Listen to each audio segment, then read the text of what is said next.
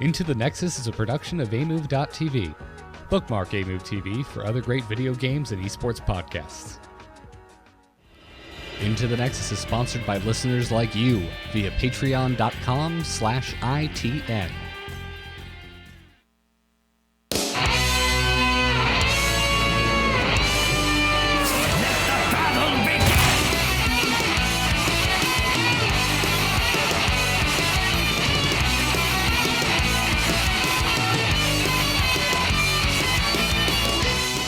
Welcome back, everyone, to Into the Nexus, the podcast all about Heroes of the Storm. I'm Garrett Weinzierl, and I'm joined, as always, for a visual gag, the Professor, Kyle Fergusson. It's good to be here, Garrett. Thank you for having me. If you're not watching the video version, or you do not tune in to Kyle's stream, Kyle's dressed up like a professor right now. I just got back from the Defense of the Nexus streamer event. It was a blast. Did lots of code giveaways over there. You should follow me at twitch.tv/Kyle Fergusson. Just assume, if you're an audio listener, that if anything gets dramatic today, which it will, I will be whipping off my glasses and pointing them at the screen while I talk. Nice. Can, just off the bat, just get it out of my system. Can you whip them off and go, my God?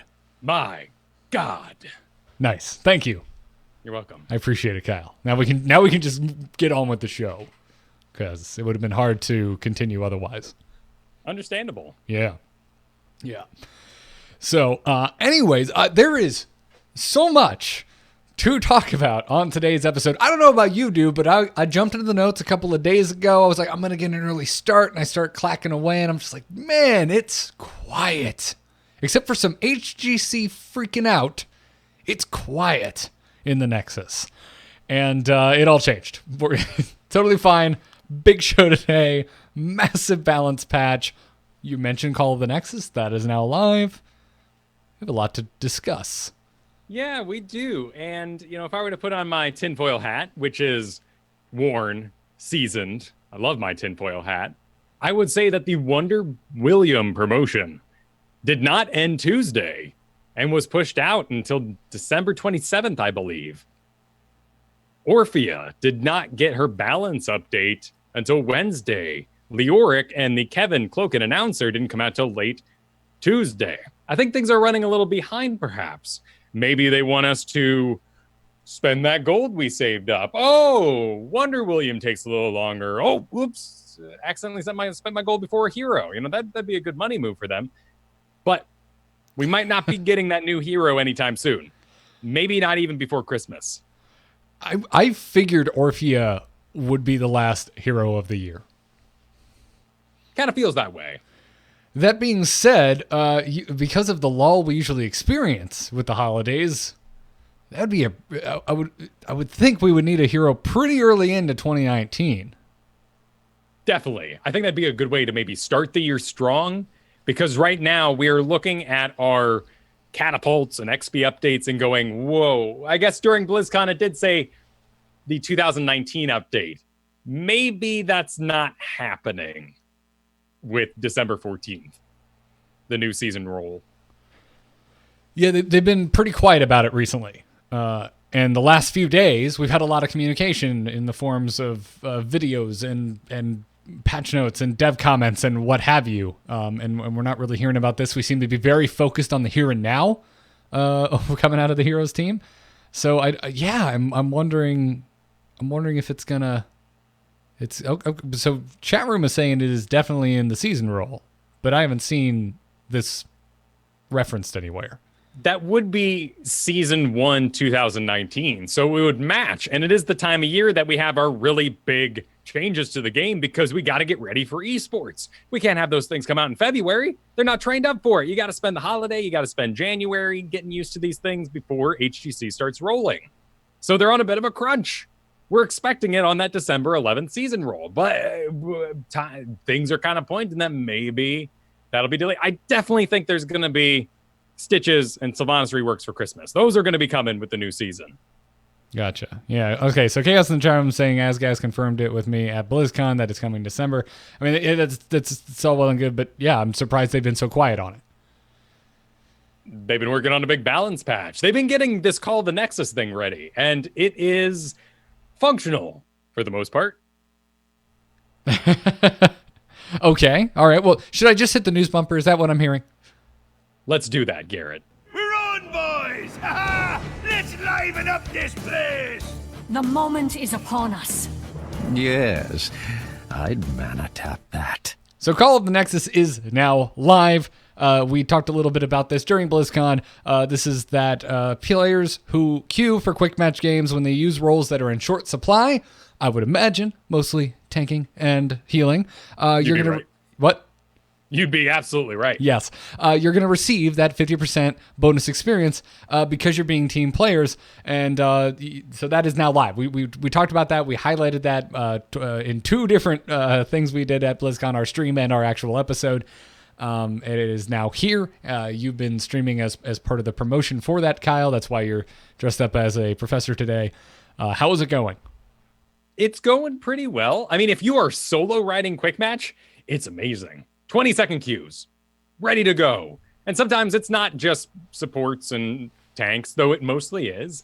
However, if you are solo riding, there are still some kinks. Sometimes these things are a little delayed. It asks for a bunch of warriors. The machine goes, oh, you all responded well. 5-on-5 warrior game. There you go. Battle it out. Ah, and then we'll go, what? Wait, what happened? Support's a little more, less so. Those usually get into a normal game. For the most part, though, games have been even. If you're solo queuing, 2 stacking, pretty solid. They did add some bonus rules in here, though, since we last heard about it. Yeah.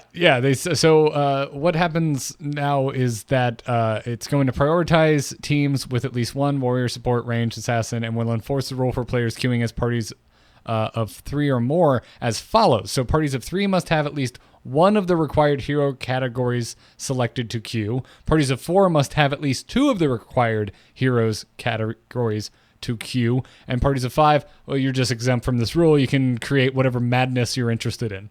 You did it to yourself, is the idea. And this is enforced in a weird sort of limbo-y way that I'm sure will become more clear in the future. Right now, pretty common to have happen. You grew up with 3 people, you're probably going to have someone on ranged, a warrior, and maybe a support.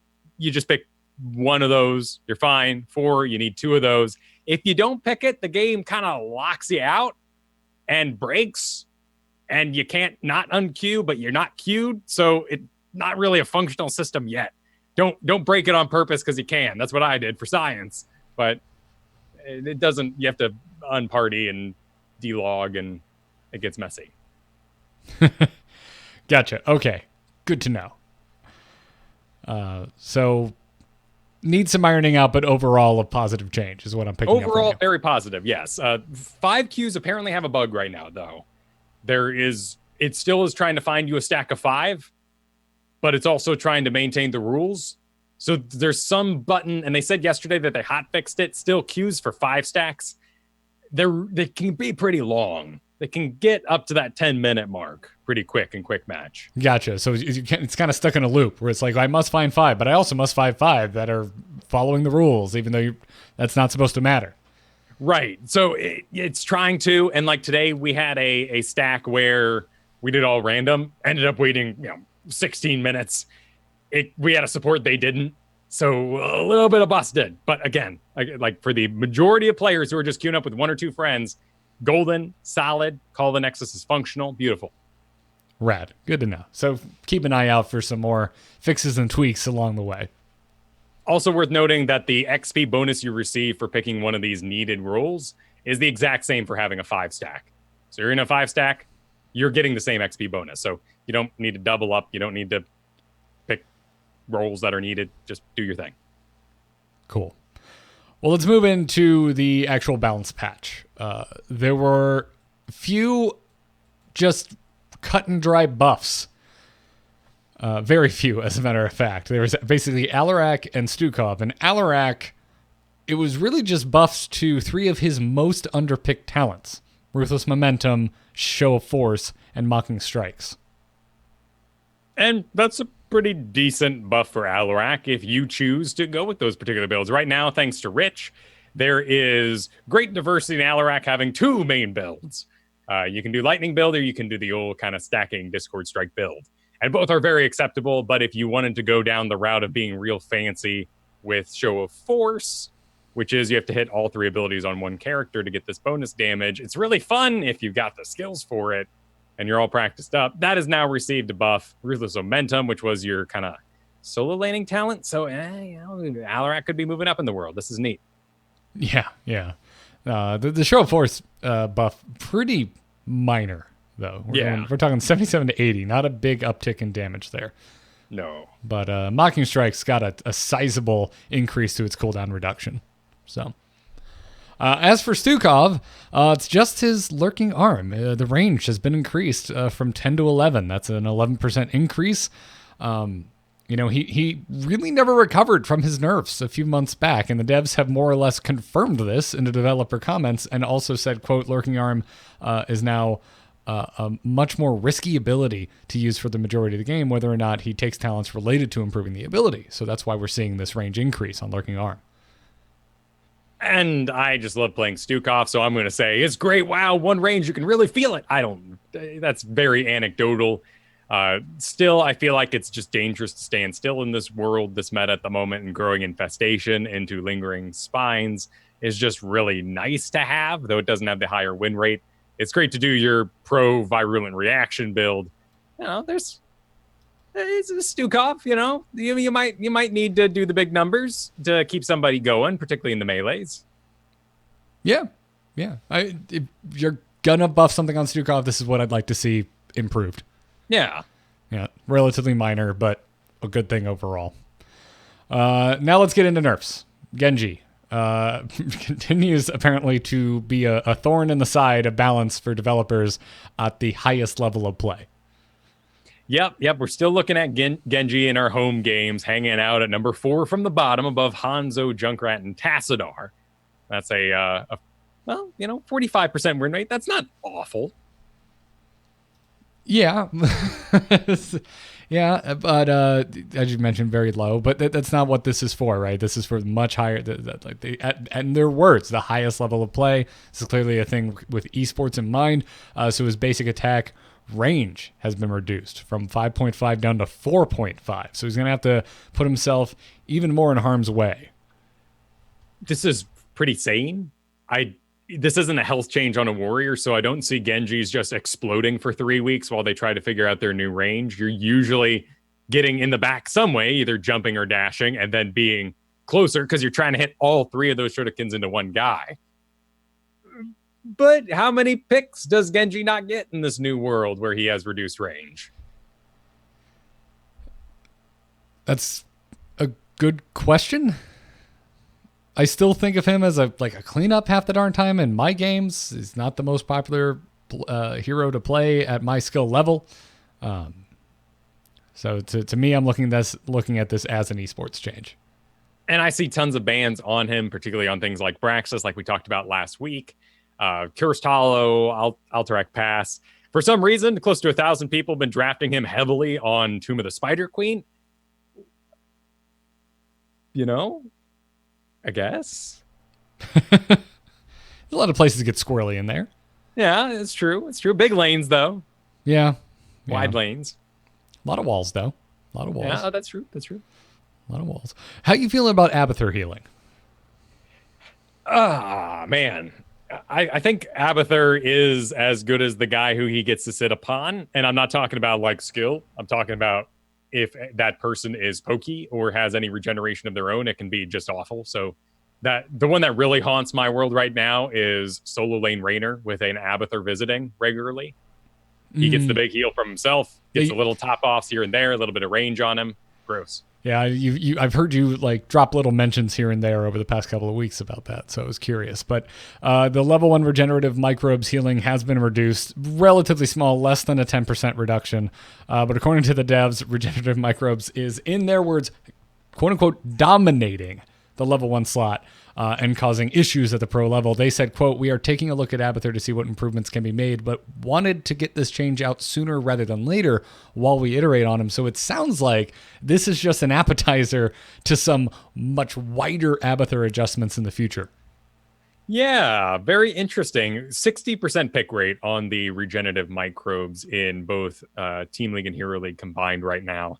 Now, granted, if they completely deleted regenerative microbes, we go to envenomed nest territory. So I don't really know what world I want to live in instead. I think I'll take nests, Kyle. I'll take nests. Yeah? Yeah, why not? All right. Why not?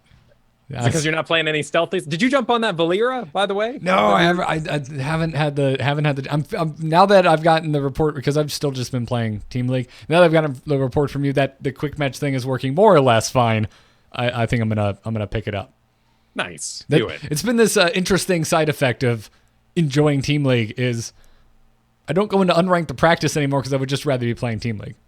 But you also still have to pick in order there, don't you? Yes, that's the big thing. Yes, exactly. Weird. So it's hard. It's an annoying place to go practice, and then I don't want to screw up in Team League because I care about it all of a sudden.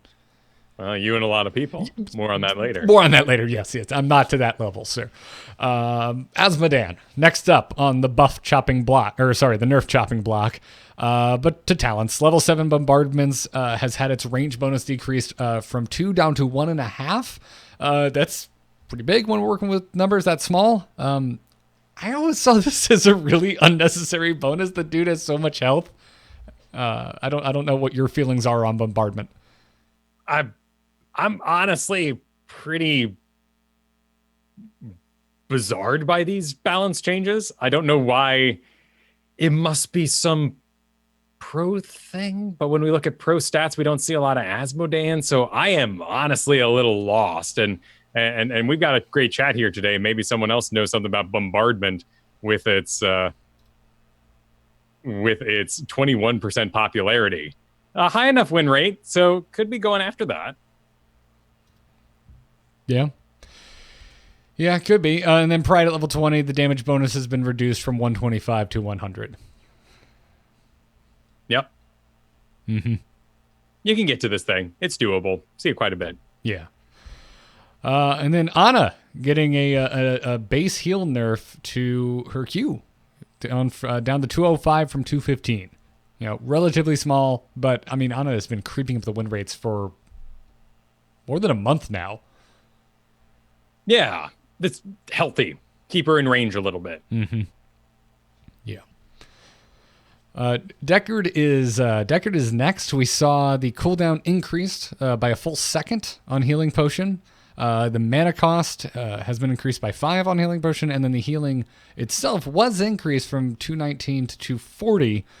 In the developer comments, they said that they're really trying to find more places to add windows of time to take advantage of enemy cooldowns.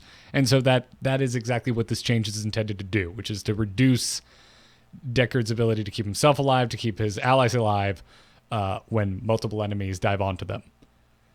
So while the healing is going up, the window between potions is going down. Well, actually, the window's increasing, but the amount of the quickness, you know what I mean? Yeah, and that's a 9.5% increase to the healing amount. And I don't think the mana cost matters too much for Deckard because he gets to leave behind those potions when he has to hearth. And as the game goes on, that mana becomes less of a burden and he has to hearth less and less. So I think these changes are just fine. I feel like in their hearts, and maybe this is just me wanting to be in their hearts, I feel like they want to add a paragraph of text, and it says something along the lines of Deckard doesn't get as much healing from his own potions, and yada yada, and it looks a little busy. They want to write a magic card. Yeah, exactly.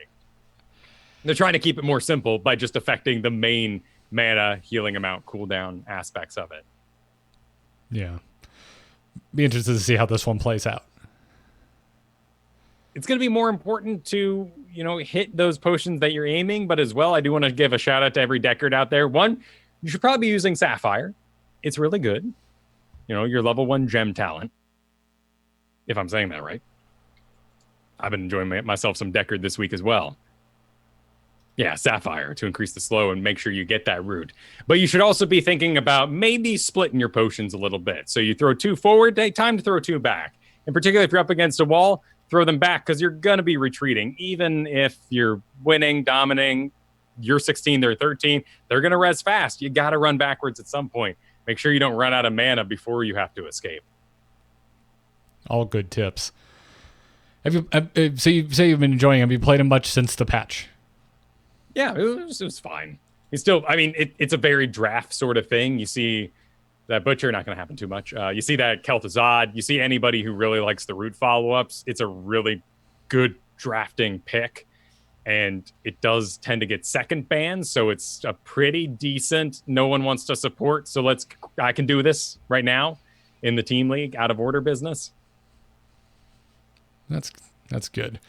Mal'Ganis, basic attack damage has been reduced. Pretty small, 105 down to 100. Not sure you're really going to notice that. No, but it affects everything. That's his trait, healing. Yes. And then Fellclaw's Q had the cooldown increased by a full second. Carrion Swarm, the heroic, had its cooldown reduced by 3 seconds. And then we saw at level 7 Will of Tichondrius, it had the damage reduced from 4 to 3% of the maximum health. So that's a 25% reduction. Now, this is a pretty wildly overpicked talent in the stats that we can see at home. But it's... As far as win rate, because just for craps and laughs, I went in and was looking at win rate spikes at this level, and it's not spiking above the other two in a noticeable fashion, but the other two have so few games logged that I'm not sure I should even be reading into those statistics. Mal'Ganis does also dominate the quick matches right now, and he does show up on the bonus XP as well, so maybe not everyone's running him. Maybe he's just flagged as a warrior, and they're trying to put together more games. Will of Tichondrius was the auto pick for so many people. It provided solid healing, and this is only the third slash. And maybe there's some misunderstanding there as well. You're right that the win rate is the highest at 57%, but it's up against 56, 55. Yeah. Yeah, I can totally understand seeing a lot of Mal'Ganis in quick match. If it's telling you to play a tank, he's good. He's a rad Not a lot of character. CCs in quick match either. You get to run rather wild. I'll get you with my Valera once I'm practicing. Don't worry. Oh yeah. Silences are golden against him. And then last two here, Yrel up first is her Maraud's Insight, the passive for level 1. Now only applies the buff when hitting an enemy hero with a basic ability. It was previously any time a basic ability was cast. So this is again them combating a very overpicked talent, but not really giving any love to the underpicked ones, just nerfing the popular talent. Yeah, no adjustments. And this is 85% pick rate for Yrel. And it was really good. You'd get a little zoned out. Maybe you go pop any spell you needed, heal. Maybe you're doing a little knockback. Maybe you're just relocating your orb onto your half, and then you give a little bop to the nearby guy. Now that ability has to hit a hero, but your bop can be into anything. So it's not tragic. And this, I would say, is their newest toy across all their heroes. In the past, it was scaling. They're like, oh, this is now a 4.5, but this scales at 3. And we're like, what are you doing? It was their toy. This is their new toy. It has to hit a hero in order to function. Yep. And then finally, Whitemane, her Q, Desperate Plea. The cooldown has been increased from 0.3 seconds to 0.5 seconds. Now, this is important.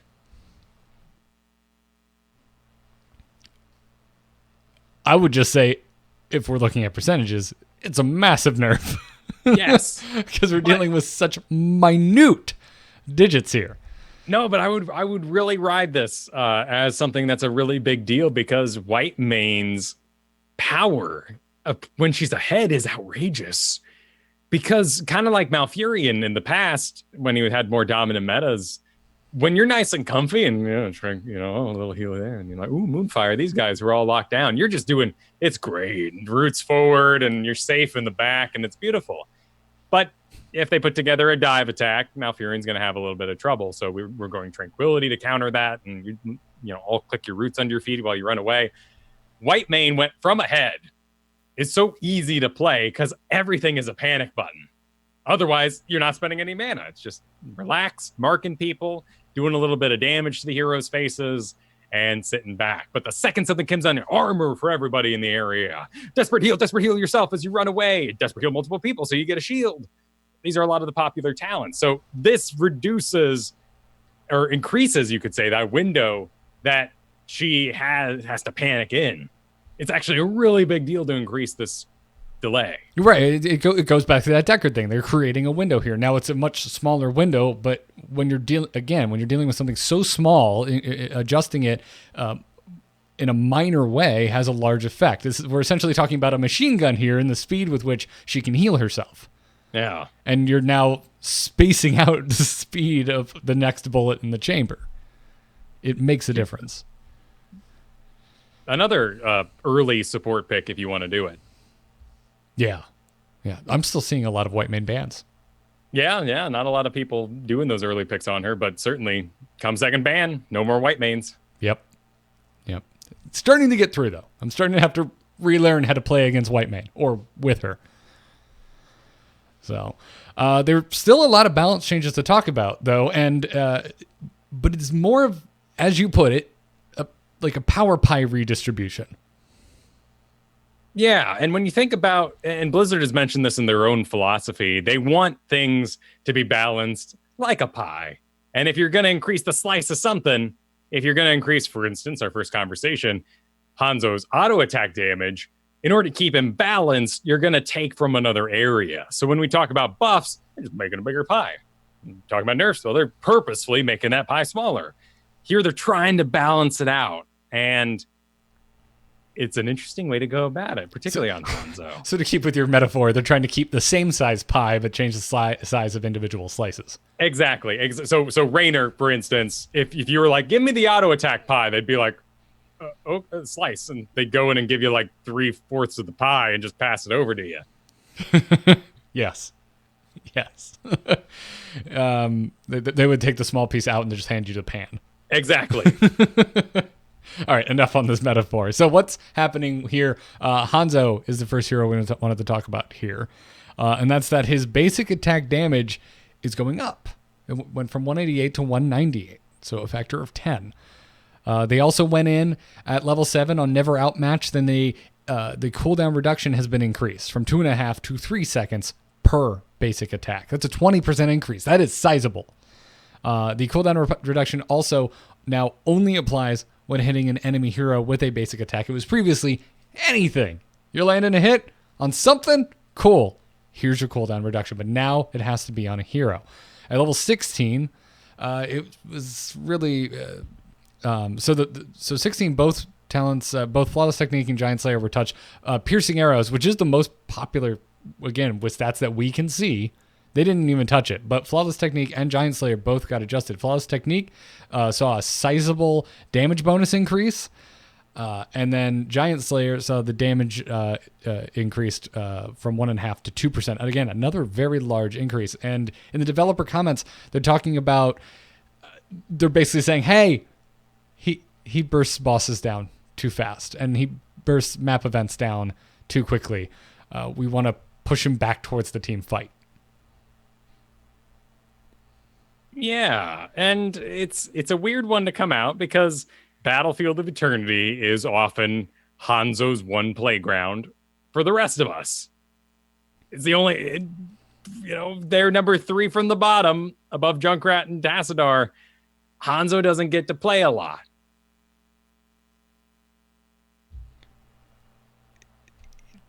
Is that a bad thing, though? If you never play Hanzo, Kyle, ever, except on Battlefield of Eternity, is that a good thing? You mean, like, are you actually going to show up with the skills for Hanzo to win that match? I'm not even getting into that. I'm just like, do we even want hero? Like, I know we want map picks. We want that. I think we can all agree, for the most part, map picks are a positive thing. But how far can you take that? Can you take it as far as on map X, I always play Y, even though I never play Y in any other scenario?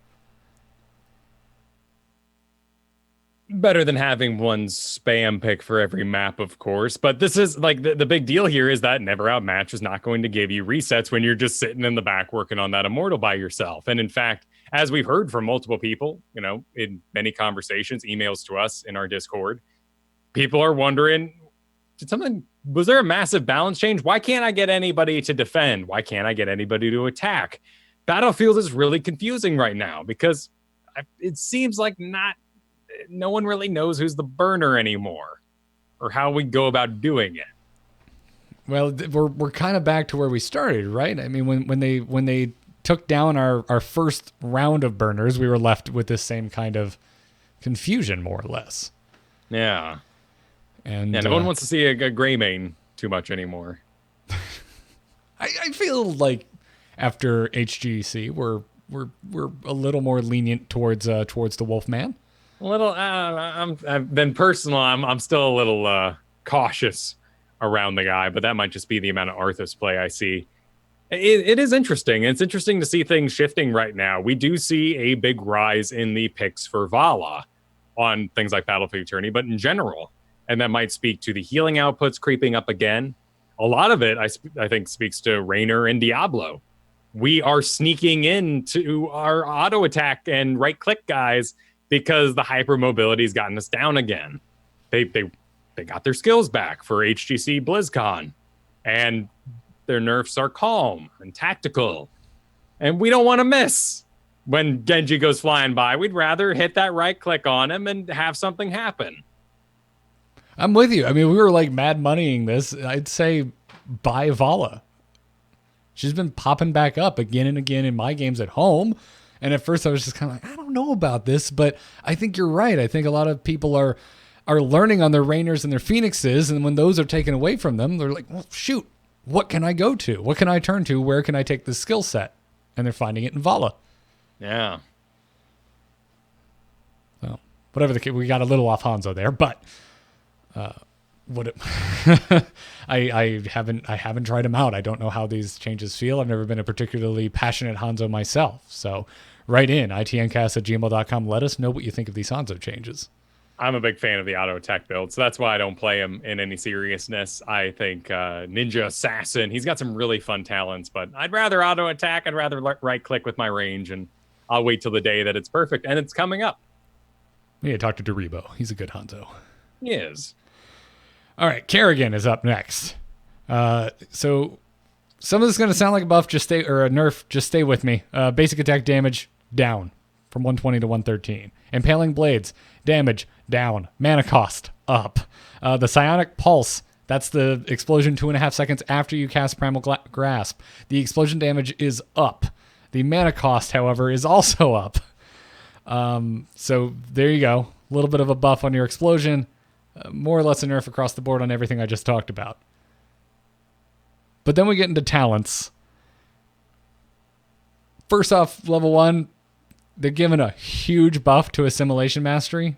So it used to give you a 100% increase to your health and mana regeneration. It is now 150% increase. I know they just increased the mana cost of 2 of your basic abilities. I don't know why this talent exists. Well, they want to move you off of Fury of the Swarm, which still has a 71% pick rate. And this is your auto attacks doing that cleave, that splash.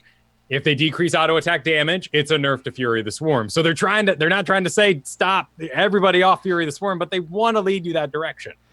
Yeah, I still don't see it happening. It's nice. It's good. It's where you succeed is in chokes and clearing a lane. Mm-hmm. Yeah. But everything else starts to get pretty interesting. Sharpened Blades at level 4. Damage for killing minions has been increased from 0.5 to just straight up 1. So you get one stack every time you kill a minion. The maximum damage bonus also on this has been greatly increased. It's gone from 50 to 75. Now, Sharpened Blades, very underpicked talent at level 4, but this piques my interest. I can't help but think, though, that this will always be a bit of an odd spot because this is like saying, Sylvanas, when you Haunting Wave and hit a hero, you're going to do bonus damage. But then she uses it forward and everyone goes, oh, man, we're mid lane, but that cooldown's still going. Let's go get her. And if I saw Kerrigan sitting in lane, blowing her main CC on lane minions, I'm going to think, let's get her. Yeah. But I don't know. I mean, if we ended up in a world where this became the norm, I think we would train ourselves to just look for the gank. Right, or you'd wait for it, you'd freeze your lane, it'd push into you, then you pop it while it's in tower range, so they die within the allotted amount of time. Mm-hmm. So, well, 1.5 seconds is a pretty good amount of time if you wanted to grind this thing up. This is a solid window, especially with a character like Kerrigan that can so quickly finish off low health minions. So, all right. Here's where my bias is going to show. Level 13, Chrysalis, Kyle. The cooldown has been reduced from 90 to 60 seconds. Still up against volatile power, though. Don't care. Okay. I think Chrysalis is a very cool talent. I think it's very flavorful. The win rate is not awful, 51% compared to the 55 of volatile power. So you're free to pick what you want. And there's certainly those scenarios where it's not a bad idea to hide it out for a little bit. Yeah, I don't recommend anyone just blind take this. This is a targeted, I want to dodge something. And you can. That's the really big deal about this change that we always talk about when we go from 90 seconds, which is every major team fight, to 60 seconds, which is getting close to most serious skirmishes. So low cooldown heroics that pull stun heavy, knock you out of position, you can now completely dodge with almost a self route. Yeah, I dig it. I really like Chrysalis, as you know. And so this excites me. And then level 16, mounting potency, had the spell power duration increased by a full second. That's good. Unbridled energy, also at 16, had the spell power increased from 30 to 35%. And then at level 20, Omega Storm saw a very sizable buff on the bonus duration. It's been increased up to a full quarter of a second per tick. But I'm seeing a lot of Ultralisk, Kyle. Yeah, well, CC's good. Yeah, it is. It is. The kills I've gotten from Beyond the Grave with that thing. She's doing fine. I think she'll continue to do fine. Build diversity is nice. Mm-hmm. So I'm actually feeling pretty hopeful about these changes on Kerrigan. And then Nova got all kinds of kind of crazy changes. So they switched the bonuses between Perfect Shot and Psionic Energy. They want to, in their words, better align the rewards to make the snipe build friendlier to players earlier in the game. So Perfect Shot no longer grants an additional stack of snipe for hitting an enemy hero. It has a new functionality where hitting enemy heroes now refunds the mana cost of snipe, and Psionic Efficiency no longer refunds the mana cost of snipe upon hitting enemy heroes. It now grants an additional stack of snipe for hitting enemy heroes. Which is healthy, because late game you want the burst, early game you want the mana regen. Later on, mana regen doesn't matter. Great change. Yep. Indeed. And then Orphea, you kind of hinted at it at the beginning of the show, seeing some major changes here. A 10% increase to her basic attack damage from 80 to 88. Yeah, Shadow Waltz getting its damage increased by 10%. These are what we were asking for. This is what we wanted out of the change, is more of a focus on her existence in the battlefield, her constant input rather than combo-based explosion. And they've changed up Crushing Jaws as well to have a 40% increase on its cooldown. So now from 50 to 70. You're still going to see a lot of people combo hunting. Watch out for those Orpheas. They're a lot better than they were 2 weeks ago as well. And they're willing to wait for a good chance to get this thing off. Yeah. Or the Orphea player base has been very patient. Yes. And while this is intended to be a nerf to the burst, some players, notable players, aka Rich, have been quick to point out that you can look at this as a major buff to the hero. And I think so. And I think for fun as well, you're granted, how many opportunities for counterplay are there against Rich if you're just getting in there with your, home play self. But there should be important moments where you should be focusing on dodging, and Shadow Waltz and maybe a tactful blind when she maybe just hit those abilities in combo is a great chance to counterplay Orphea.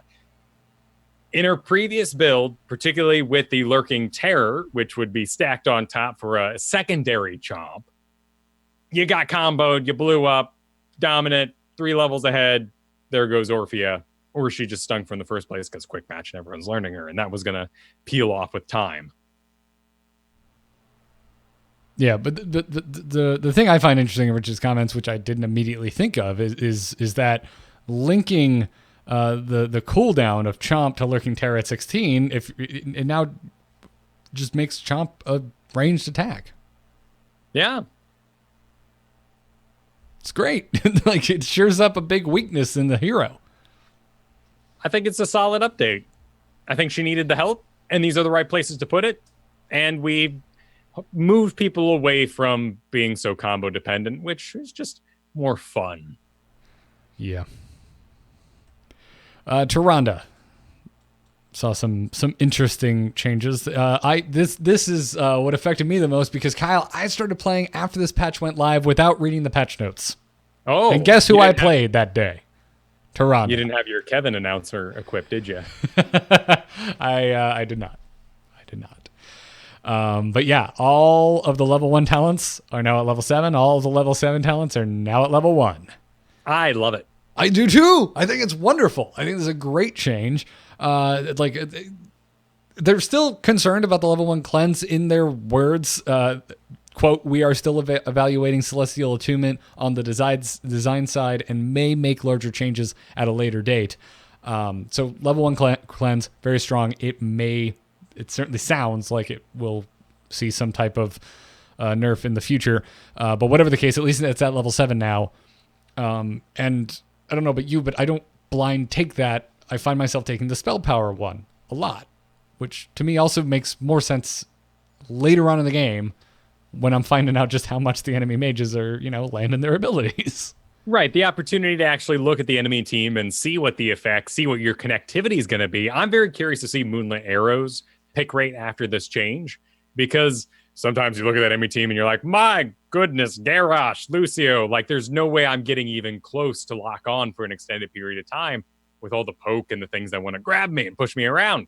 So I'm going to skip Moonlit Arrows. This is when you attack, you decrease the cooldown of your Light of Loon by an additional 0.75. Come level 7, you may think, oh, you know what? I'm getting to wail on this Leoric all day long. This is fine. This will give me lots of bonus heals. And in the cleanse is its own thing. Level 1 cleanse, pretty spooky. A reason to take her, which was kind of neat. For me, the real bummer came from Kandori Resistance, which was when you would fight in the middle, let's say Dragonshire being one of the big culprits. Everyone's got mana. So what's everyone going to do in the first fight when they slam together? They're all going to cast spells like crazy. And things would get a little bit unkillable. It's 20 armor, but you feel it. It's 20 spell armor when everyone has mana and even the warriors and everybody is just throwing spells like crazy. This was a lot of resistance for that very first battle, and Tyrande often won it. Yeah, no, you're not wrong. And also, what are you doing in that? You're clumping up. You know what Tyrande's doing? Landing hits, getting cooldown reductions on that cube, putting out more spell armor. It's it can be frustrating. So because of this change, I've already seen an increase in my own games of True Shot Aura, because people feel that they're going to want that level 7 auto attack talent. Right now, Lunar Blaze at level 4 is running away with it with 85%, close to 86% pick rate. That's because it's amazing. This was an elegant switch. I applaud their move. Yeah, I very much like it. Yeah, I got in. I'm like, what the hell is going on? Why is this here? And I got that to 7. I'm like, okay, there it is. And at the end of the game, I'm like, that felt right. That felt like the right places to be making those decisions. Yeah, but I feel ya. It's kind of an ugly level. Like, those talents pop up, and Markham Mending, a Loon's Chosen, is looking at you, and you're like, what are these symbols? These don't make any sense. And Markham Mending, you go to read it in level 1 right before the battle, and you're like, what is all this? That will go away with time, Kyle. I think he'll get over it. it. But will you get over having to channel for half a second to enter Blaze's bunker? No. No, I love it for esports ability. Yes.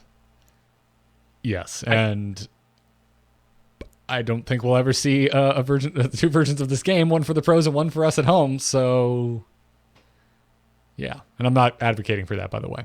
No, but it is an interesting conversation, and one I've had multiple times this week, spurred on by a Blaze on my stream is that a lot of people who play, this game casually are okay with things that they can't achieve. And why should Blaze have to receive a rework when he's doing fine? Why do we have to try to work so hard to get Genji into our home games? He's being constantly fought over in the pros. Just let him have it. I'd have such a different opinion if this was StarCraft. Why so? I follow. Feel like that it's a MOBA. You should be passionate. You should pick what you want. It's not a 1v1 game. There are so many elements at play. If you really want to play your hero, that the developers should help you out and find a way for them to make that viable at home. Well, it's not like Blaze hasn't received other help in other areas very recently. Yeah. So they are trying, but bunker drop is problematic, much like bunkers in StarCraft. And in coordinated play, it is huge and it's fascinating. And I really like it. Like, picture the upcoming HGC map game where the Pyroblast, sure, they took Pyroblast, don't worry about it. You might be listening to this in the future and all the pros are doing Pyroblast, so it's fine. They might be doing it right now because the Sunfire enchantment's really big in Grandmasters. We'll see what happens. Pyroblast is flying through the air towards Ana. No, Ana's running towards the bunker. Oh no, Ana gets to the bunker channels, but too slow. Blown away by the Pyroblast. Bye, Ana. That's good TV. Whereas before she jumps in, does a flame, jumps out, jumps back in, does a flame, jumps in, and then gets a little silly. It's a little much in the at the highest end of things. So yeah, it's difficult, right? But again, to kind of talk about like the passionate player base, feel free to send your emails. But I would assume if you're really passionate about Blaze, it's not all tied to the bunker. No, and there are absolutely some great chances in your home games to go with that combustion. And they've given Blaze quite a bit of help recently. You're not wrong about that. We did have a sizable increase in the amount of armor he provides himself.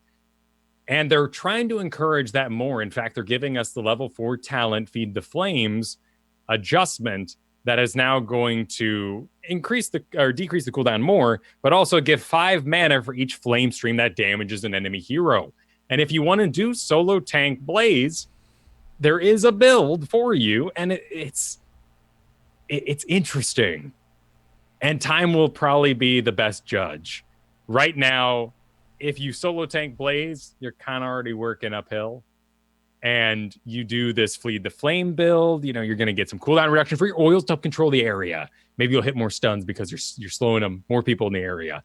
You're then maybe going to take Incinerator Gauntlets, not because you want to kill minions and mercenaries, but you want to light the things on fire because you're so busy using your flame stream to hit heroes to give yourself that armor reduction on your Pyromania, that cooldown reduction, and give yourself more armor more often.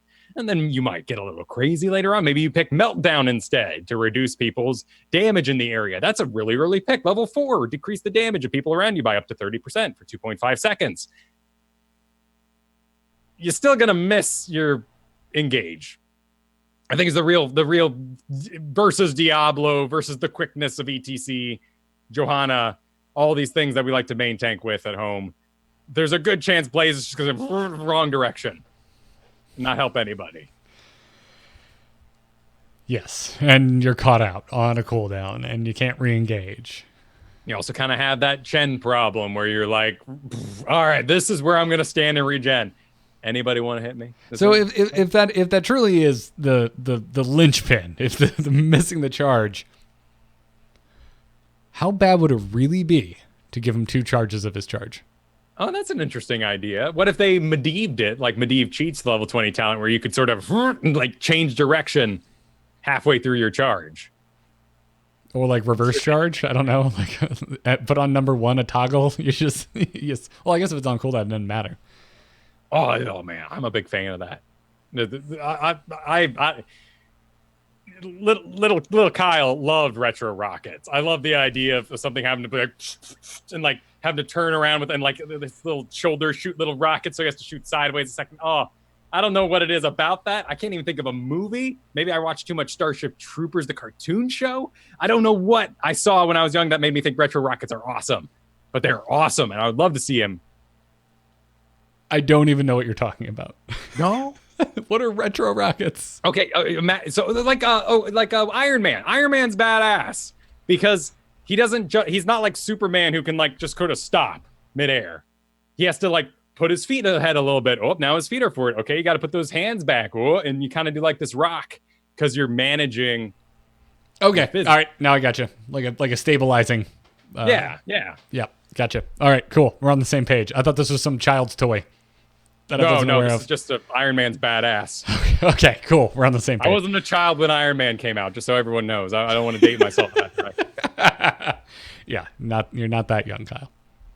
We're not that young. We're the same age. Actually, it was Jet Force Gemini, all right? Jet Force Gemini did it, if anyone knows that game. Yes. Oh, so hard. It was hard, man. It's a hard-ass game. You kids don't know how easy you have it. Your games are so easy now. Right? Except for things that are intentionally hard. But that's how every game was back in the day. All right, off of my front porch. They got Dark Souls today. They know what we're talking about. Point is, I think there's ways to improve plays further if this turns out to be like a final nail. This is a cute idea, and the mana regeneration feels decent. There's still that problem, and there's going to be that problem. It's the same thing with Juggernaut plating, with doing suppressing fire. All these towns have really low win rates because they are emergencies. You're not winning hard enough to pick the winning hard talents. Good way to put it. All right. That's everything that is currently affecting the game as we know it at this exact moment if you were to log in and play. Let's talk about the future. Much more. Read the patch notes for yourself. Yes. Let's talk about reworks, because there are two major ones coming fast and furious to the game, but the only thing we've seen of them are videos featuring Cloakin taking us through some of the bigger highlights, because we don't know everything that's happening within these reworks. And the first up is Stitches. Stitches is getting a rework, and they're trying to focus on his utility and make him a little more aggressive. And that starts with his trait. His trait is now Vile Cleaver. And, previously, Vile Gas would spread out whenever he took damage. Now, Stitches spreads Vile Gas by landing basic attacks. And continuous basic attacks against the same enemy is going to increase the duration of Vile Gas. Basic attacks. It's the new toy. It's the new toy, Garrett. It just makes sense for Stitches. Stitches should, look at him. He should be landing basic attacks. Yes. There's been a long time that we collectively have promoted just basic attack something. Like seriously, if you're stuck in bronze and silver, what are you auto attacking? I'm not. I'm adjusting my position for my sweet Jaina spells. What? No. You have an attack. I'm Kael'thas. I do 64 damage in auto attack at level 1. So do it. Land an auto attack. It's good for you. Do it on the lane. Why not? Like we are entering a world where no. That has to hit a hero. It's going to become more and more important as time goes on. It's free damage. So anyway, Stitches, going to be pretty basic attack focused moving forward because of Vile Cleaver. Slam, also changing. The slow is getting baked in. Baked in slow. And if you're too close to Stitches, you're going to take extra damage and be slowed when he slams. I like it. Yep. And then they're giving us more hook utility through talents. They highlighted a level 4, a level 13, and a level 16 serrated edge. Going to deal percent damage and reduce the cooldown on successful hooks. So you land that hook, bam, chunk of extra damage because you landed it, and now your cooldown's reduced. Level 13, Gas Flare. Stitches is now going to do passive AoE damage around himself, and the damage greatly increases after a successful hook. And then at 16, Meat Hook is going to give Stitches a large heal when landing hooks. The heal can be refreshed with basic attacks. So none of this was written out. They only showed a few talents like in text on screen. So I was doing a lot of pause, rewind, figuring out exactly how this works. So the Meat Hook one at level 16 was particularly odd because I think it goes and hooks like a Vala in a vent, and the hook actually kills the Vala. And then his health goes up, but I'm fairly certain the way it functions is you land that hook, you get a burst heal. There's something you might notice about these hook talents as well, that they aren't passive. Like there's so much here, including the slow after the slam, or you get a hook and then you're going to do the slam with the slow now baked in. There's a lot of reasons to follow up your hook. That's not a gorge. And that's really interesting because clear in the video, the hook range is reduced. And this looks like more of a re-engage, even. Like you would have something in your face, like this meat hook idea, or even doing some AoE damage, that you would be engaged, you'd be interactive. You wouldn't be dancing in some bush. Tank, we need you in front. I'm getting a sweet hook. He is now in front, and then as they run away, he'd do a hook to re-engage them back in. But if they're not adjusting gorge, I think we're still going to be trying for that at times. Sure. And there will be, there's always the sweet pick that's going to lead to the 5v4. That helps you win the objective. But I like how this is forcing Stitches into more of an interactive front roll. And if he misses that sweet hook and wants to go fight, he can. And he'll contribute something. Yeah. The last thing that was shown in the video is level 20s. They actually showed the talent level. Putrid Bile, Hungry Stitches still in. Hardened Shield and Cannibalize are gone. We got like a sneak peek of a new talent called Second Helping. They didn't actually hover over it, so you just see the short description. So Devour gains a charge and reduces the heroic cooldown. But we didn't get to see the long description on that one. But the one they actually highlighted was Shambling Horror. It's on a 60-second cooldown, and you activate it to gain 50 armor for 4 seconds. And passively, this is not part of the activate, Stitches cannot have his movement speed reduced below 100%, Kyle. That's cute and horrifying, but it's a level 20, right? Cute and horrifying is a really good way to put that. Yes. That's where cute and horrifying belongs. It's a level 20. Yeah. Mm-hmm. So we're going to talk a lot more about these when they actually hit the PTR and we get to see each and every change they made. But let's also talk about what they previewed with Sylvanas. This went live today, this particular preview. And Sylvanas is looking different. Yeah, there's some horrified people out there. I'm a little horrified, Kyle. Well, a little bit. Yeah. A little bit. Some good stuff, though. Yeah. So if you haven't heard, Black Arrows, the trait, works way differently now. So enemies attacked will now gain a stack of what they are calling Banshee's Curse, up to a maximum of 3 stacks. At 3 stacks, enemies are going to start taking increased damage from Sylvanas' attacks until that curse wears off. So you need to just disengage the Sylvanas at that point. This looks a lot like Vala's Manticore. Yes, it does. Black Arrows, as we kind of knew it before, it's now an activatable. And when activated, any damage from Sylvanas locks down minions, mercenaries, and structures. So there is no more passive lockdown from Sylvanas. Yeah.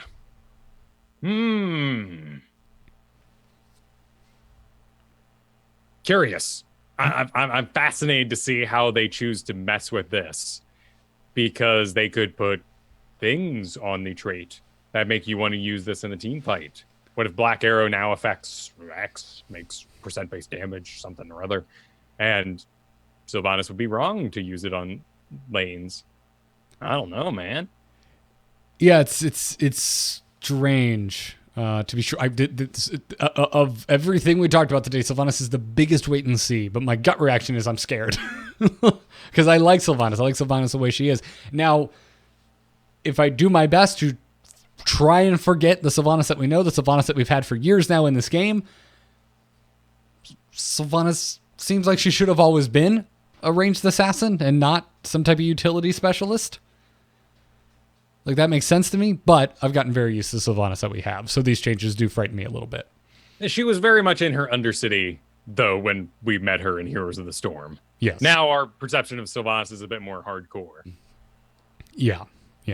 Anyway, the nutsoid changes doesn't stop there. Withering Fire on Q, there's no more individual charges. You hit that Q, 5 arrows just back to back, fire out, and they prioritize the nearest hero. You cannot, You still can't control this. It will just go to the nearest hero, and it can change if the nearest hero changes in the middle of those 5 shots. There's a really cool talent that I know Kristen was really excited about when she saw it, that if the 5th shot all hit the same hero, you get 350% bonus damage. Yeah, that's cool, but oh my god, it's like RNG in my heroes. Yeah, a little bit. Well, you can control it. You stand closest to the person. It's the old Lily, who do I want to heal? Get out of the range of the guy that stinks.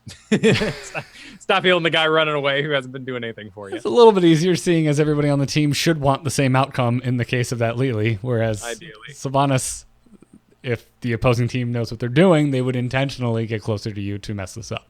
The nice thing is, if you are like me and you have given up Sylvanas for your friends because they just love her, and you're like, oh, take her. I'm not going to compete. I'm not ruining a friendship over a battle for a hero every night. You can have a pretty sore pinky at the end of your Sylvanas play if you ain't accustomed, if you ain't worked out for it. I remember I was trying to get into Sylvanas a couple months ago, and for the first time, really, spam that Q hurts after a while. I'm not used to it. I use my ring finger. You got to use the ring finger, man. Your pinky's too wimpy. And you can hold it. I know that you can hold it, but it's a muscle dance. And a lot of this feels like better play. The idea that mind control is now a skill shot, but you can continue to act as a hero during what would have been the channel, which is now basically a ranged taunt. Like Garrosh, imagine you shoot a skill shot, they taunt towards you for a time. Same thing with Withering Fire. You now get to participate, continue auto-attacking, and doing all your business while casting these spells. Well, you could auto-attack before while you were Withering Firing. Oh, that is true, isn't it? Yeah, there wasn't a spell cast pause. You didn't weave your Withering Fire like a champ. Unless I'm mistaken, or maybe it's just so fast that it's irrelevant. But I'm with you on the mind control. I saw a lot of back and forth on Reddit, folks saying this is great or this is the worst thing that ever happened. And my gut reaction is that changing mind control to a skill shot overall is better because you get to be involved in the fight the entire time mind control is working.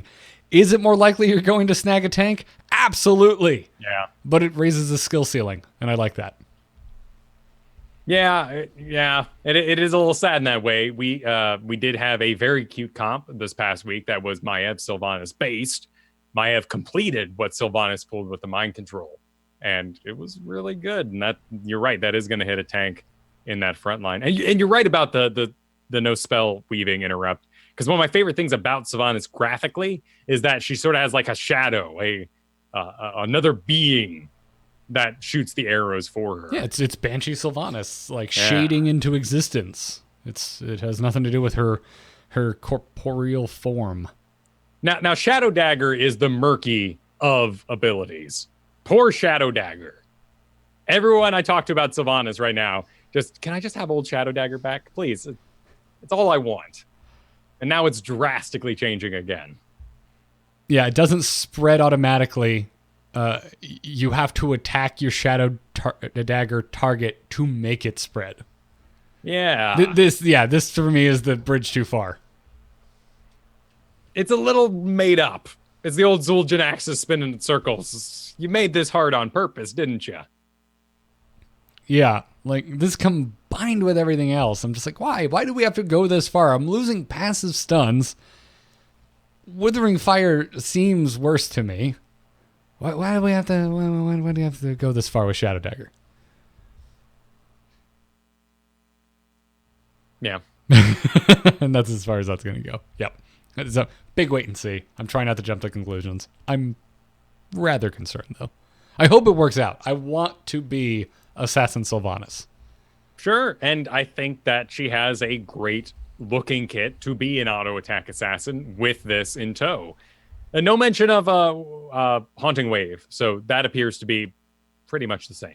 I would imagine so. I'm sure there's going to be talents that they didn't showcase here that are changing up, but if they didn't showcase a basic ability, it means it's probably staying the same. Except we know that it won't be, again, turning things off. Phoenix has his shields, but he's got that teleport. Sylvanas does feel like attacks on the team for team fights because she doesn't have any self-regeneration like Greymane. So as we lose healing power, we move away from Greymane and Sylvanas. Phoenix is okay. He also combos really well with all the slows we're running right now. I'm really curious to see if there's a place in supporting Sylvanas. That's a good point, too. I mean, we just talked about people going to Vala when other auto attack options are gone. What I'm seeing in this video is not endearing Sylvanas to me as a more attractive auto attack pick than the current field. And she seems weak to the mobility from what we know, because you're going to apply the Shadow Dagger to Genji. He runs away before you can use it. You're going to try to lock on your Withering Fire with your sweet 5th hit talent, and he runs away out of range. And this appears like it's almost like the Phoenix without the scan, but if they outrange you during it, the shots just stop. Yeah, I don't get my consolation prize of him dragging the dagger into anything. Yeah. And with Shadow Dagger right now, a lot of us later in the game look at it as a shot call when it reduces armor. It's also a hard one to wrap your mind around. Again, I've played a lot of Sylvanas, so this is hitting pretty close to home. We'll see what happens. Yeah. As a non-Sylvanas, let me once again remind you all that it was the worst thing on earth to come home with a horrible plague and spread it to all your family members and your house as well. I don't want old Shadow Dagger back in my life. I'd run through the gate to get away from you, and I killed my well. My buildings are off now. It's all my fault. Well, like a living bomb, just train yourself not to do that. No, don't run back to your build. Yeah, I guess. It had a big spread range. Living bomb, there's some hidey holes you can. Actually, that's a wonderful defense. This is like going Kael'thas. His bomb doesn't explode if he doesn't continue auto attacking the target. Yeah. Whoa. Yeah. Yeah, wouldn't that be a thing? It won't be. So I don't understand the thing. But I will tell you, want to get excited, Sylvanas players? Level 4, guess what's there? Possession. It's still here. The short text is the same, and you're getting it sooner. Hey, we talked about the XP change in the catapult, so good thing? Good thing, the catapults, periodic catapults, possession still in. All right, we talked about that. Oh, right, the whole XP conversation. Yeah. I'm excited about this coming sooner in the game. I like that. I'm in. So, all right. That's all the balance stuff. Now, would you like to talk about everyone losing their collective minds this week in the community over Heroes Esports? Of course I would. For the audio listeners, Kyle just removed his glasses in a dramatic fashion. By the way, I've like my eyes have been glued to you this entire episode. Just that damn get up. I just feel like I should be looking at you all the time and respecting every word that you say. I've been told I have to wear it all the time on stream now. Yeah, you're just Professor Fergusson. Yeah, we'll see. We'll see about that. Sir? No, there's Professor Ferguson's a fine name. I like it. Anyway, earlier in the week, if you were hanging out on the Hero subreddit, you would notice everybody screaming and freaking out over the fact that there is no HGC schedule yet. In response to an Inven Global article by Tim Rizzo, quote, Blizzard's HGC silence speaks volume. Sorry, quote now. It's the title of it. Link to it in the chat or in the show notes if you haven't read it yet. To sum it up, as best I can, in short, HGC 2019 has not been officially announced, and professional players are concerned. Riz's article mentions that there are no statements, press releases, or announcements that have been issued suggesting its existence yet. Then internally, yes, maybe gears are moving, but the talent and professional players around Heroes of the Storm are still in the dark. And that sponsors who are looking to work with teams during the 2019 HGC year they now lack the information to support their future investment. And that's a good way to kind of lay it out. All true. Yeah, it's a good way. They even said that, quoted a player saying that from an unsponsored team, they've recently told him in Global that the stress levels are very high. Because they have a sponsor that is on hold until they know about the league's future. So that's nuts. They also cite the Kotaku article that's talking about budget cuts at Blizzard. It mostly focuses on Diablo, but it starts to talk about Blizzard culture as a whole with a ton of anonymous sources.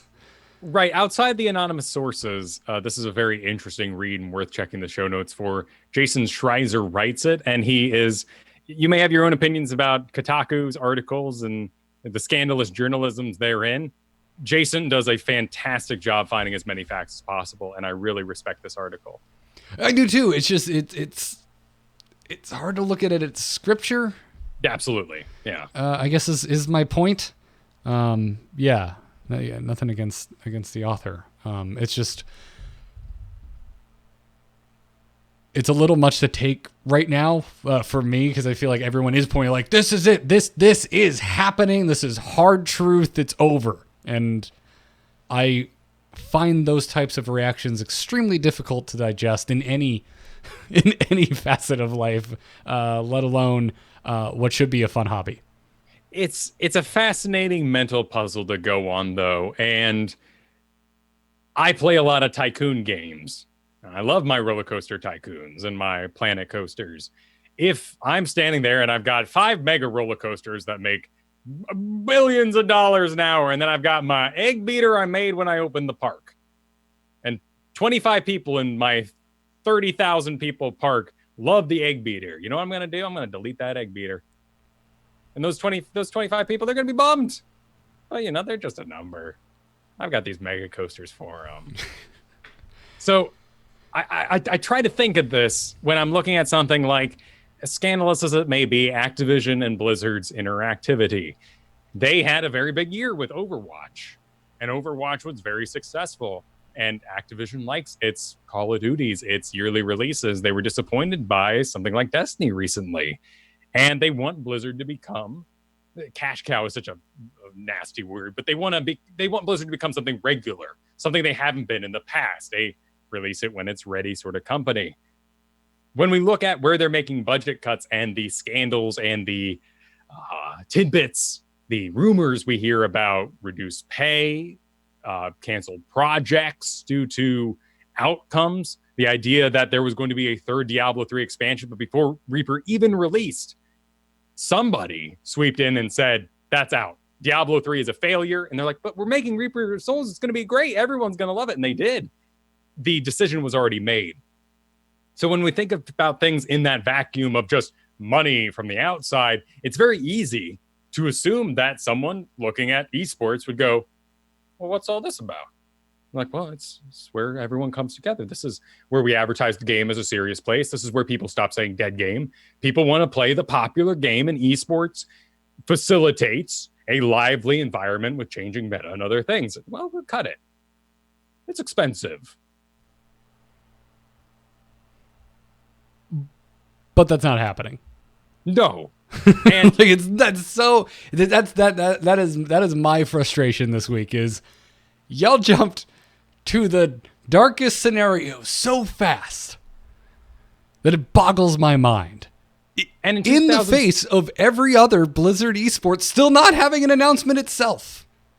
True. And when we feel for the players as people, not my tycoonage, as people, I feel for them and I go, wow, yeah, I know I'd want to know. What are we doing next year? What's the schedule? When should I be ready by? Should I look for advertisers, sponsors? Roster apocalypse, as we often call it after BlizzCon, hasn't been as bombastic because not everyone knows if there's going to be it next year, and they're being cautious. They've got a lot of opportunities. A lot of them are young. They're trying to put their eggs in a basket. Can't blame them there. But 2016 was a really big year because they changed up the format. So in October, we knew about what was going to happen. This time last year, we were still pretty in the dark from what I could find. There may have been more hints, information, AMAs, stuff like that we're going to dig up over time. But this seems, and as you mentioned, across other esports, though Hearthstone had its announcement today. Yes, yeah, but it's the first major one, and it is still missing major pieces of information about what we're looking at for the 2019 season. So I don't even know what to take from it. My gut reaction is this is another pretty bad announcement out of the Hearthstone team in a latter half of a pretty bad year of communication. Yeah. But it's difficult. I don't know.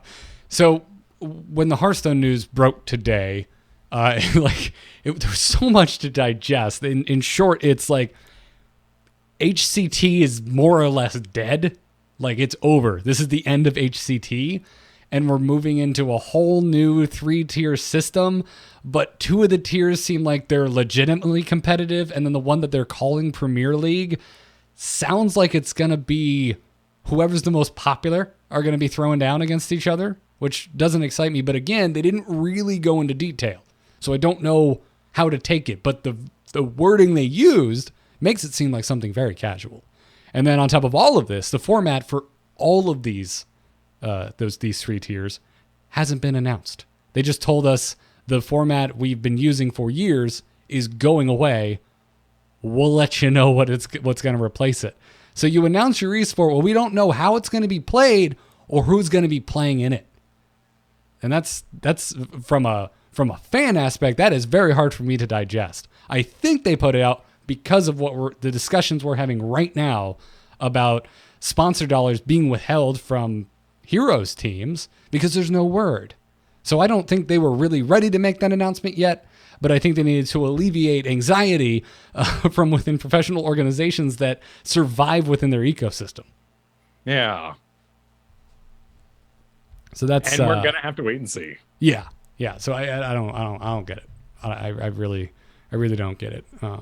So it's strange. I think we're all like it feels like the community around Blizzard titles is pretty quick to judge right now. But I think in a lot of ways, I don't think Blizzard is helping. That's fair. There's a lot of eyes on them, and I understand when they want to do it right, and then what they want to do right is too late, and it's more of a pickup, and that is a perpetual machine that they have to break. And to that, we can hold them to, and certainly for the livelihood of these players, they want to know what's going on. Yeah. But I would caution everybody who's read these articles, who's been interested in this, stay calm. It's going to happen. HGC, I highly doubt, is disappearing. What a fascinating thing if it was. What a bizarre world that would be. On top of all of this, just yesterday, NetEase revealed their 2019 esports plans for everything Blizzard related, including Heroes of the Storm, and it confirmed that Gold Series is returning. And I don't follow the Chinese scene very closely, so just in case anyone at home is like me, to remind you, the GHL, the Gold Series, is what feeds into the HGC from the Chinese region. But we don't like NetEase, I thought, right? Isn't that what's... NetEase has been working with Blizzard forever. Just because you're not excited about their freaking phone game doesn't suddenly make them the number one enemy. Exactly. And we've even heard things about how because of the quality they wanted, they originally were going to release Diablo Immortal in China exclusively and then see if they could continue work on it for a time. They decided to up the quality and make it a worldwide release. And as you mentioned, yes, NetEase has been a partner for quite some time. So this is interesting. And to get China involved is a really big deal. Yeah. So to me, I look at this and I'm like, cool. That just means it's confirmed. They haven't announced it. They haven't announced Overwatch League yet. Do we think Overwatch League is going away? Rhetorical. It still says BlizzCon on the launcher. That's why. What? Yeah. So this particular, all of this stuff is just boggling my mind. I think it's great that people care. Well, yeah, but I don't know. I've said that so many times in the long history of covering Blizzard games that it means nothing to me anymore. Like, encourage you to react calmly. Yes, we have established that we care. That's a known quantity. Now let's work on how we present how much we care. Is my thought. Well said. I like it. That's my thought. And it's not to say that I don't have scathing critiques of many things happening across many Blizzard games, but I'm just personally a little winded right now. So that's what's going on with me. And now my show notes are breaking. I don't know what's happening now. That's fair. Next up is the other drama that came through about the Team League MMR. And reaction now 21 days after the fact has led to an outcry and a very big reaction inside the game. Thank you so much for counting how many days it's been since we originally learned that this was going to be the case, and now people are up in arms about it. Well, we were reminded, right? It was a big AMA right after BlizzCon. That was a lot to digest. Yes. But it's not like folks didn't see it, and fan sites didn't report on it, and podcasts didn't talk about it. No, we did. And there was a lot of information, so we definitely glossed over the fact. And we're still a little confused about what is happening with Hero League and Team League MMR. But Blizz Joe did give us an answer in that AMA.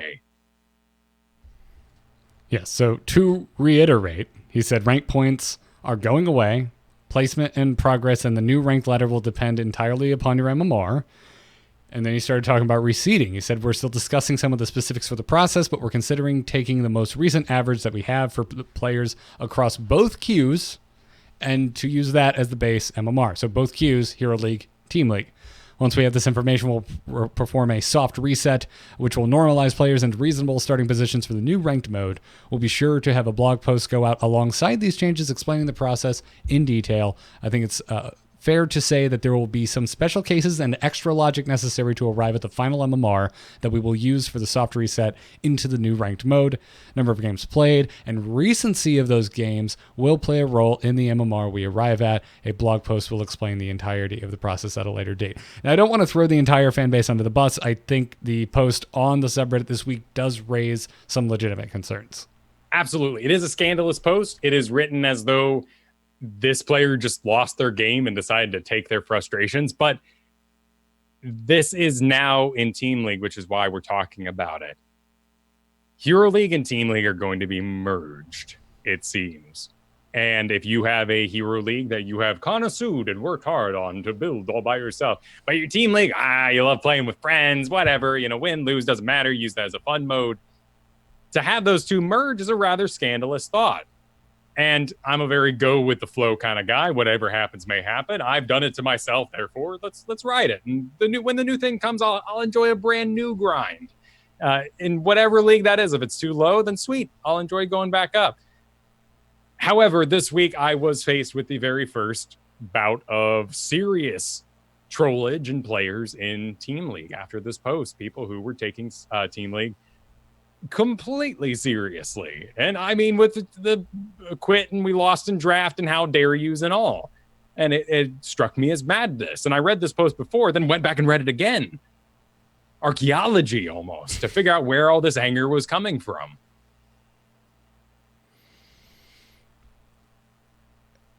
I don't know where to go from there because it's pretty anecdotal. That has not been my experience. My games in Team League have been pretty rough since the middle of the season, and they continue to be about the same level of rough. And I wouldn't say that there's any more or less frustration I'm seeing in my at-home games. So I don't know. I mean, we're two people with two different experiences, and that's I feel as far as this goes. But it sure seems like you could draw a correlation between this post and your experience. And particularly this season, if you ranked really highly in Team League, and let's say you were boosted, smurfed, whatever, made your friends play their bronze account madness, you probably haven't played your Hero League much. And the combining of a league that you don't really participate in and your Team League isn't going to be that big of a factor. If you are a Hero League player who, like me, has a very bizarre split right now, I've played 5 times as many games of Team League this season as I have Hero League, simply because I streamed because of queue times. I sat there for 18 minutes this week. A full 23 minutes for one game. And I lost because of a team fight at the end. That just felt bad. That was a bad experience because of the weight compared to the game quality. If you're going to merge those two leagues together, one of these I've just been playing for fun because the queues are shorter. And I see where this anger and frustration is coming from. And they've said in this post that they're going to have to use some extra logic necessary to arrive at the proper spot for some people. Now, if they slap both mine together, I'm in low diamonds, cool. No problem. But you're Grandmaster and you've got a silver Team League and where you'll get back there, sure. But that's a pretty big bummer. Yeah, and that's what that's the concern I can see when we're dealing with large disparities between the two MMRs in the two systems. I have a sizable one, not to that degree, but it's it's noticeable. So, well, and with your experience, with the time you put into this game, and like you being, what isn't it, like plat silver right now? yeah, plat almost silver. I've climbed into gold in Team League, but after like Bonanza last week, I had to climb back up. Oh, that was serious business. There were those mid-season wombo combos. That was nuts. Yeah, put me back to a demotion game. And I've been as high as Diamond before in Team League, but it's been a while. So yeah, I have a spread there for sure. So I don't know what that's going to do, but I've climbed from silver before, and to me it's whatever. I can do it again, but that's me and my personal opinion. I don't think anyone has to or should share that. And the real thing I want to report here is that people are a little crazy right now, and you will face a sudden burst of anger recently in your Team League games. And it might seem very surprising to you for a league that we've spoken so highly of, that has been such a joy to play. And Hero League queues are rather atrocious again, and massive, because Hero Leagues are well defined for Hero League players. People want to go work on their Team League if they're going to be merged in the first place. Yeah, I don't know where this. I don't know, two things. I want to retort to two things. One, your end comment there. All it does is just again make me think, why did it take so long for us to arrive at this, for the collective mind to land on? Oh, this matters. I need to work on my Team League all of a sudden. Information has been out there since that AMA. Just shy of a month ago. But to just quickly go back to your bit of saying you're going to have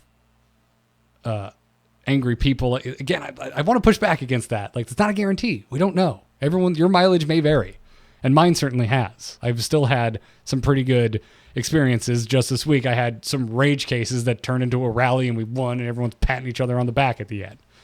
So it's not the same for everybody. True. It's very true, and a lot of it is anecdotal.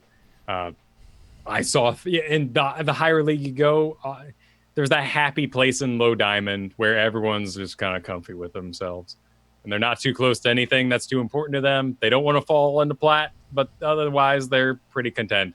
And for the first time, I saw things that I haven't seen in months. It's been such a joyous thing, the Team League. Yeah. I mean, and that's where I've arrived at. That to me, it's just weird because suddenly I just care about Team League just because that's where I've been playing the most. That's where I enjoy the game the most right now, and it's not. It has nothing to do.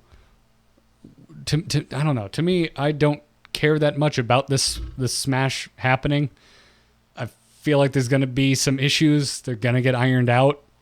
I don't know. I guess I've just assume that it's going to be a little rocky. That's not going to be 100% perfect.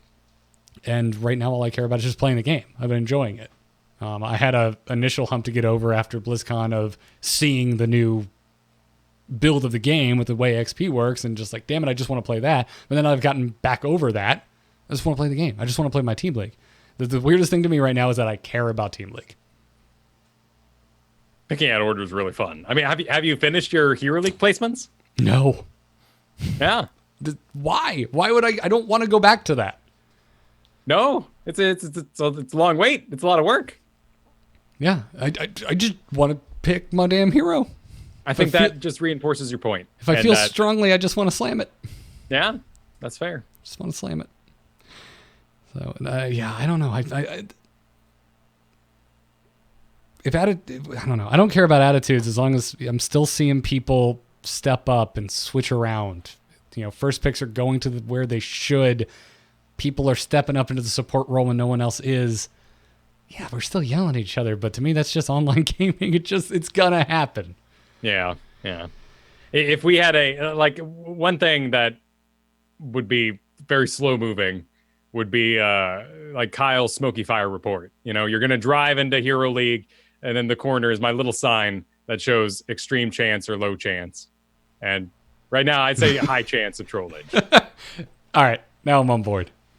There we go. And I'm smiling there. I got my hat on, only you can prevent trolls and, don't be one yourself. Only you can prevent rage breakdowns. Exactly. I like it. Stir, then drown again. This is how you have to sell things to me, Kyle. You have to put it in like, how would it appear in Pee Wee Herman's Playhouse? There we go. There you go. Done. All right. Anyways, before we take an email and wrap the show up, let's thank our patrons over at patreon.com/ITN that are supporting this podcast. If you like what Kyle and I are doing here and you want to support the show, the Patreon is the best way to do that. It's an opt-in subscription. If you want to give us $1 an episode, it's $4 a month. If you want to give Into the Nexus $4 a month, that's one less soda a week. You can get over to patreon.com/ITN. By all means, you can donate more if you'd like. It's an opt-in. The show's always going to be free. We're never going to put it behind a paywall, but that's how you can support us. And on this episode, we want to thank some of our newer patrons: George S., Matthew L., Robert S., Benjamin F., and Rins and Zadaris, who pledged together. Those sound like handles and possibly like maybe a podcast together. Ooh. Maybe. Or stream together. Who knows? But thank you, all of you, for the support. Very much appreciate it. And Juan Solos in the chat room gets me and says the secret word is Patreon. And I actually have a soundboard for this. Always. All right, let's take an email, Kyle, and bring it home. Darkness stopped calling. Does anyone else hear that buzzing? Hold on. Darkness just texted me. You can send your emails to itncast@gmail.com. Speebs writes in, it's all caps, and says, I finally started playing Team League after 3 years of playing only Quick Match. I've been having a blast, but often get stuck in the support or tank role because no one on my team will commit. This has led to games where I've played as heroes I'm not super comfortable with, making me long for Quick Match. I've got a WoW mindset, so I'm used to being the healer or tank, but sometimes I want to shoot laser beams of murder instead of life. I've tried calming with my team, but wondering if there's any advice you can give on avoiding this role lock that I've been stuck in. I'm a low gold player, if that helps. I wouldn't say it's a league-specific issue here. There is less mainage of those roles, though. Certainly a continued issue, and one you will see constantly. But like in my neck of the woods, there's a lot of draft pops up, Ana. Oh, there's Ana. Oh, there's that Deckard guy. White main. Yeah. I just lock in really early. You also play a lot of solo lane. Yeah. Maybe not when you get to the game, but what you play is often self-sufficient heroes. Yes. Yeah. So are you saying that gives it to me? That folks see that and they're like, I don't want to do that. You have that.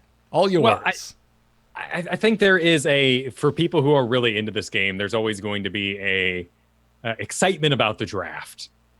And for some reason, Mal'Ganis has 130% popularity in gold. Broken. There's going to be us who know a lot about the draft, no matter what their league is. And they're going to go, oh, Phoenix. Yes, fine.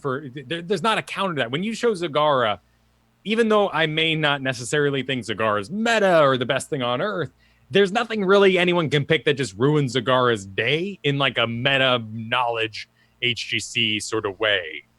When you early lock a Kerrigan, there's some fears now because we've learned to counterplay her. And so there's like, oh, let's wait on that. Someone shows Butcher. That's a great example. Someone shows an early Butcher. If you were showing Butcher, I'd be like, yeah, let's save that for later. Maybe you can make that happen. But Zagara, Thrall, yeah, go for it, man. Whatever. Sonya, yeah, that can happen early. I'm going to do a sweet draft. I want to see what they're picking. Yeah, no, that is fair. Although I've gotten away with that. I've gotten away from that a little bit with all the Kerrigan play. But I want to say, like, showing early doesn't mean necessarily locking in it early. You know, Kerrigan is something I don't like to lock in early. Maybe second round if we pick up a Diablo, then I'm on board.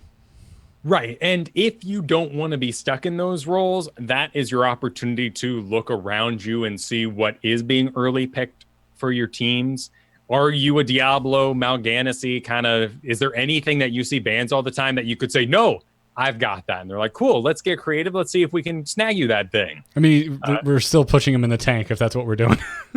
True, what I just said. But we are in silver gold, so there is that Kael'thas option. You know, there might be some lingering things. There's Deckards and all sorts of business like that. Rainers might be early picks. When I look at something like band popularities there, it's still Diablo, but you're also seeing a lot of Varian, Lily. Muradin is a fine early pick. Jaina, I think, can be played. Even things like Cassia in the lower. Everyone's auto-attacking randomly. Spells aren't hitting all the time. No one's going to stack correctly against your Cassia. If you love Cassia, I think that's a fine pick and can cover the lanes well enough. Grab a siege camp here and there. So definitely look around you and see if there's something that people would be more okay with you early picking. I can also just tell you to muscle. You can always just muscle. You know, I'm not the Lily. You're the Lily pick. And if you think you're the better player than those around you, if you have the mechanical skills, that's an option as well. What I really prefer, which I think is the most fun way to do it, is go shopping. Right now, go look at what you love. There's a really good chance that if you like melee auto attacks, you know when to use a long cooldown silence. You like fetid touch as a talent, you're going to love Stukov. Like, the impact you can have in low league environments with a skilled support that brings over 20,000 damage to a game. Rhaegar's that dance in the background in silver. I see ya. What are you doing back there? Bite butt this guy. Not the Garrosh. No. There you go over the wall. No, the other guy. Bite butt the Li Ming. He orbed my face. He orbed your face. It was a face orb. It did no damage. It has to go along with. You just saved the team from tons of damage. Heal. All click your heal on yourself. It'll bounce around everybody. Where you're going. You're golden. I would like to start calling that a face-to-face orb. Yeah. Face-to-face orb. Yeah. I mean, these are all good. I mean, it's been a while since we really, since you've really talked about, what's the word I'm looking for here? I guess confidence in your draft. Like, this is something you talked about a lot over a year ago when you were really just doing the Hero League climb.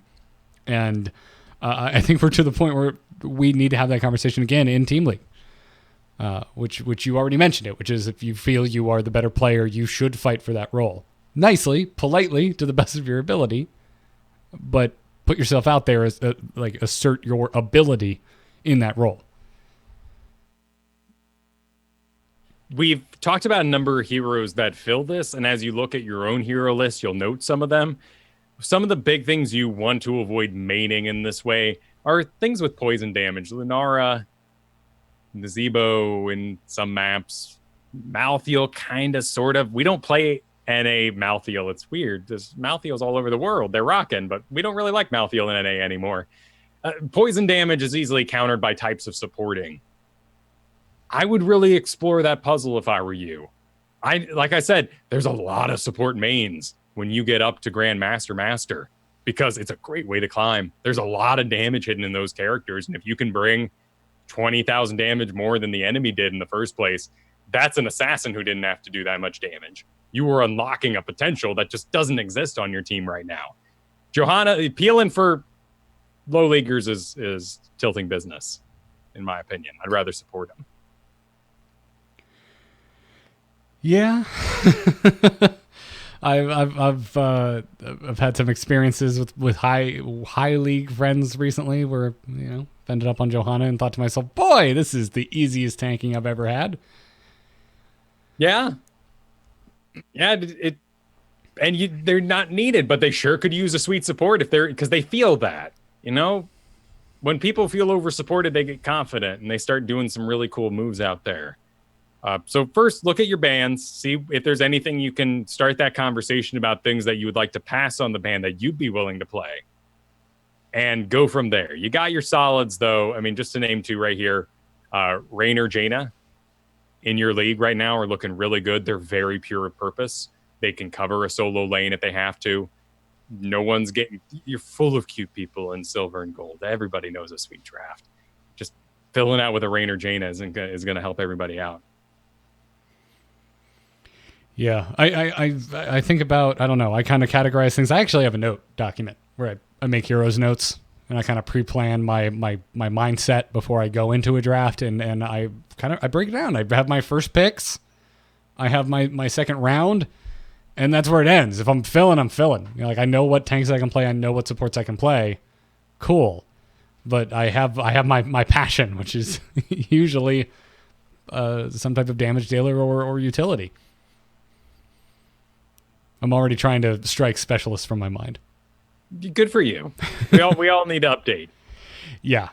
So I don't know. It's if I'm being honest with myself, I don't think about this very much, and I more or less get to pick, at least in the realm of what I wanted to play. Most games, not always, but most of the time. But most of the time, I don't get to play what I want if I'm waiting till the final round. And obviously, Team League, first come, first served business.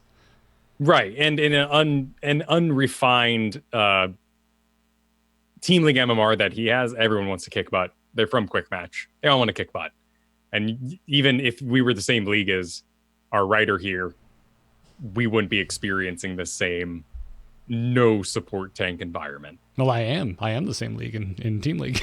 But you're still now over months and months, right? Like your hero levels, your level leagues, all those sorts of things do come into some sort of account. Yeah. But let us know how it goes, Speebs. Tweet at us at ITNcast. Give us an update. B. Maxwell is my spirit animal right now, who typed in all caps in chat room, "I'm not re-engaging, I'm trying to save you." Right. Well, that's, yeah. I mean, someone was asking me, what do you think of Tyrael? And I'm like, he's a trick.